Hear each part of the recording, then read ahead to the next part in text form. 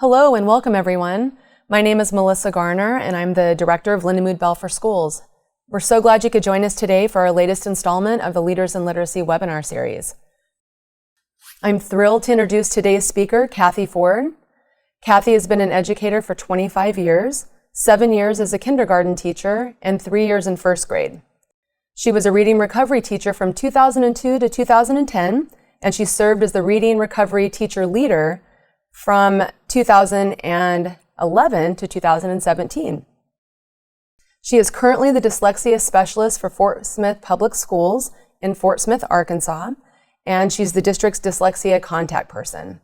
She also serves as the district's trainer for the Reading Initiative for Student Excellence, also known as RISE, which is a statewide reading campaign to establish the importance of reading in homes, schools, and communities. She is currently the RISE trainer for grades 3 to 6 and will soon serve in the same capacity in grades K to 2. We are so grateful to have her here with us today. So welcome, Cathey. Thank you for having me.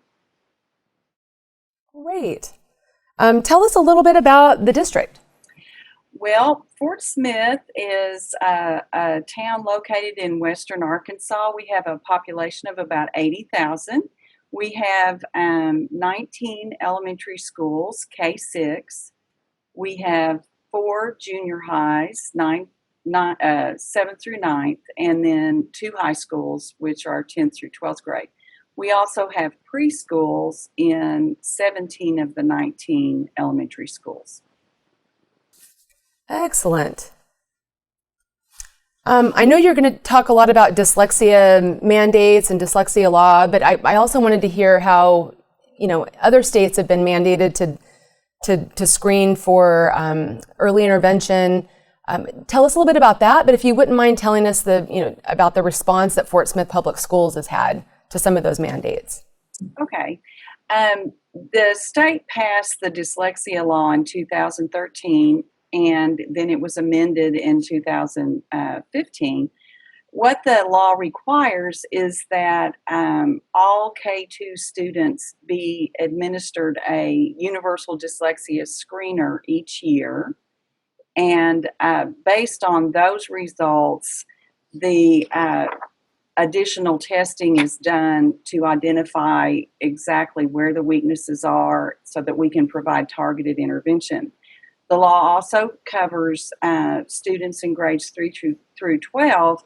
They are identified by teacher recommendation or parent request. And the law was challenging for most districts to implement, mainly for having enough providing sufficient staff for the student need. However, there have been many positive things that have come from the passing of the law, because it has forced districts to really step back and take a look at what was happening in their district. And in Fort Smith's case, we realized that there were big gaps in what we were doing in the classroom, and it was showing up in the student testing. And so we first began, we've always had a group of interventionists that worked with struggling readers. And so what we did when the law came about was to each building designated at least one person to be we called them the dyslexia point person for the building. And so at least one interventionist from each building was trained to provide the dyslexia intervention. The law also covers special ed, and so we included the special ed teachers in the training. We chose Lindamood-Bell as our program, and we trained the dyslexia point people and the special ed teachers in the program. We had a visit from Dave Kibra, and we quickly realized that we needed continued and more support, and that's really what got everything started with you guys. And I know that you're an RTI district. How did you align RTI with some of those dyslexia mandates? How did you make that all work together? Well, actually, the RTI process for K2 begins with the universal screener. Because all students are screened, and those that do not meet the benchmarks on the screener immediately go to tier 2 in the RTI pyramid. And so at that point, the classroom teachers are providing targeted intervention for the areas of the screener that the students are showing need in.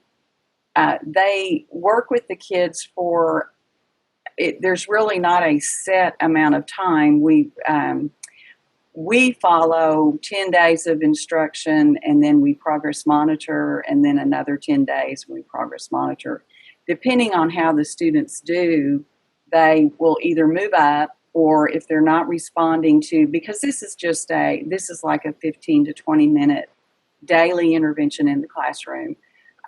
If they don't respond to that after 2 or 3 cycles, then we look to move them to tier 3, which is where they begin working with a specialist and receive either seeing stars or visualizing and verbalizing based on their testing with Lindamood-Bell. I know that you and I have talked about this, but I started my career as a teacher in the classroom, and I was one of those teachers who didn't know how to teach reading. Do you feel like that's something that your district has struggled with? And if so, what have you done to address that, I guess? I think that's an issue that every district struggles with. When if I were to line up 10 of my peers in this room and ask them, did you know how to teach reading when you got out of college? They would respond no, because you really do not learn how to teach reading when you're in college. You just don't. I think it is a process that most people don't understand the complexity of it, and most people think it happens very naturally. And for a lot of kids, it does. But there's also a lot of children that struggle learning to read. So we did realize with the results of the screener when we first began this process, we realized that we had huge gaps in our core instruction. It wasn't that we weren't working hard and that our interventionists weren't working hard. We just realized that we were missing some foundational pieces with what we were doing. And so with that in mind, we decided to pilot. It was in January. We asked we just asked the elementary schools if they would be interested in piloting the Sing Stars and BB in their classrooms, and we just asked for volunteers, and we had several schools volunteer, and it was just in the K2 area. We had several schools volunteer to receive the training and implement it. What we asked them to do is implement it 15 minutes of Seeing Stars and 15 minutes of BB every day, whole group in their classroom. And so we trained them, and we got it going probably the end of January. And then we ended, it was probably April. So there were we didn't really have that many. What I'm trying to say is we didn't have that many days of instruction for the results. And we were so excited with the results that we got. We initially used Dibble's nonsense word fluency and the oral reading fluency, and the slide is showing first grade results. And with just the very short period of instruction, we saw some really good gains from the pre-test to the post-test in those areas. The oral reading fluency, where where you really put it, where it's all put together, we saw a nice decrease in the number of students who did not meet the benchmark, almost 50% across the board. So when that happened, that's what prompted us to go ahead and train all of our K-2 teachers and implement the Seeing Stars and Visualizing and Verbalizing programs district-wide. We feel like it's extremely important, the seamless implementation of the program, with it being in the classroom and then students receiving it, in the intervention and then also with special ed. That's really important. It's extremely important for that to have that seamless alignment of instruction for these kids. So in terms of, those are the students that you're trying to prevent those literacy gaps early on. What about the students who are labeled dyslexic or, or in special education? I know that you've done some small group instruction as well, right? To address their needs. The students that show characteristics of dyslexia that could be associated with dyslexia receive a 45-minute Seeing Stars intervention or visualizing and verbalizing, depending on what the need shows. We have last year we have a full year's worth of data on the gains, and we had large gains across the board in word attack, word recognition, and comprehension in the testing, the pre and post testing. We saw those same gains in the general, just when we looked at gen ed, and we saw the same gains in SPED. We saw the same gains with our EL students. So we're excited about what is happening. We're looking forward to it translating to the benchmark at the end of the year, the high stakes test. But we're pleased with what we're seeing. The slide you're looking at now is our iStation. iStation, the phonemic awareness portion of iStation, which is a state test that we give 3 times a year. It shows, and this is a first grade classroom, it shows the students that were in Tier 3 in September, that's blue, January is red, and April is green. And you can see that from September to April, we made huge strides in the phonemic awareness scores with this. And that this is a very important part of preventing student struggle. And especially, this is extremely hard for kids with dyslexia. So we're excited about that. And this is first grade overall reading.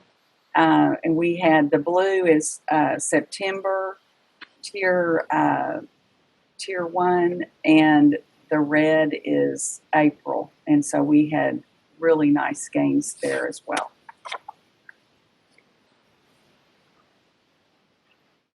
So is it still a triage situation in terms of the students? Are you seeing your SPED referrals go down yet? I mean, where are you at now, I guess? We are very excited about that. We've had several students exit SPED and are now being served indirectly. And our goal is to, we hope to see less SPED referrals, but I can't speak to that at this point, but I can speak to the fact that we've had several exit SPED. And so that is also really exciting. And I know you've done some pretty neat things in summer school. I know you've got some data to show us on that. Can you tell us a little bit more about your implementation in summer and how that's different versus the school year? Yes. Based on what was happening last year during the school year and the changes that we were seeing, we we had decided to offer a summer we called it summer reading camp, and I know we had heard, or we had been told about this had happened before in other districts, so we wanted to try to do that same thing here in Fort Smith. We invited. First we identified students that were in the 25th percentile or below on their reading for the state end of year big test. And we targeted fifth and sixth grade students from elementary and seventh grade students from our junior highs. And we asked the principals to select the students. It was a pilot, so it was very small. We had 40 students, and we had 9 teachers with 40 students. We invited 40. We had 34 show up that first day, and we had 31 with us at the end of the 4 weeks. So we were excited about that too. They kept coming. The camp ran from 8 until noon, and the students attended 4 50-minute sessions a day. Teachers rotated between. I think we averaged about 60 hours of instruction during the 4 weeks that ran during the month of June. The gains were amazing. Our goal was our hope was we could raise their scores 1 grade level, and we ended up raising most of their scores multiple levels. In fact, when we would run the pre and post reports, if it was only 1 year, we were really disappointed because most of them were multiple years of gains. And for these children, it's a game changer for them. It was a game changer for them. And it was really exciting to see. We had a celebration at the end, and they each received a Kindle Fire, and it was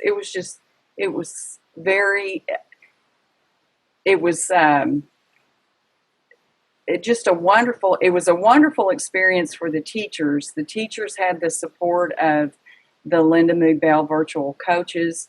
Their growth was tremendous. They all feel so much better about implementing the program and their understanding of the program, because you're actually seeing a whole year's worth of instruction just about in 4 weeks. And so we got to see it from the beginning to the end. So their growth was tremendous.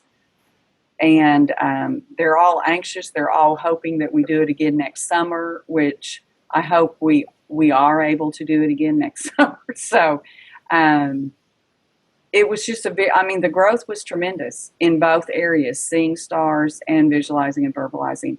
We had one student who was, he's now in 7th grade, and he was in a visualizing and verbalizing group. The first day he came, it was so obvious. He did not want to be there. He was not happy that his mom had made him come at 8 o'clock on a Monday when he was supposed to be on summer vacation. But he was in a visualizing and verbalizing group. But by the 4th day, his entire demeanor had changed, and he was so into what we were doing that he was calling the others out in the group when they weren't doing what they were supposed to be doing. He came in at the 16th percentile in comprehension, and when we post-tested him, he was at the 98th percentile. And so for that child, it's just, now he can go to junior high and access the content, which before he wouldn't have been able to. So for him, I think of him almost every day, because what happened for that child was just amazing. That's great, Cathey. So I know that you've got a lot of moving parts with this implementation, and it sounds like you're doing some pretty ambitious things in the summer. So how does this work all together now that we've just started this current school year? How's it looking now, and what are your goals moving forward? This year, what we're doing is we're moving our focus to the junior high level, and so last year when we rolled it out, all K2 classroom teachers and all interventionists and all SPED teachers received the virtual coaching from Lindamood-Bell, which was tremendous. The classroom teachers received coaching twice a month, and then the interventionists and SPED teachers received it weekly for each of their groups. This year, we're moving that. We're moving that to the junior high level so that the teachers at that level can get the same amount of support that our elementary folks have. So that's one thing that we're doing. As far as the coaching for this year, we are starting out with the K2 teachers continuing to receive coaching every other week, and the interventionists weekly, but we will be shifting that at some point to where we're building capacity in our teachers, and we're able now to shift and have less support from Lindamood-Bell, which is what the goal is. So that's what's happening this year. And like I said, we hope that summer school next summer, we hope to have the reading camp again, and I would love to have it in at least 2 different locations, and if we can possibly figure out how to do that. It was definitely worth it because we were able, the thing that the summer school did was we're able to close some gaps for the kids that have missed out on the instruction that is happening now in K2. So that was what was really significant. Another thing that was significant about the summer school program. That's great, Cathey. Thanks so much for all of that.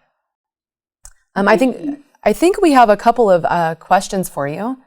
I know that one that we get all of the time, and I just thought of it, is the how do you address scheduling? I know that the master schedule is typically the thing that drives all of the decisions we make at a building level, and I'm just curious how you address that on such a large scale, because that's no small feat for sure. No, it is not a small feat, that's for sure. What we did was we're doing it a little bit. We learned from last year, and so what we're doing this year is the first people that we have scheduled are the interventionists and the SPED teachers. We're having a rolling start this year, whereas last year we just did it all at once, so it was a little overwhelming. This year we're starting with the dyslexia interventionists and the SPED teachers. The next to plug in are the classroom teachers, and then we have some reading specialists that are going to plug in along with the classroom teachers. So the scheduling is overwhelming. We ask teachers when they are not available, and then we just plug them in the best that we can to meet their needs. And it works. Somehow it works. I'm not sure how, but somehow it works. I think it's because you make it work, right? Well, I don't know. It worked. I mean, there have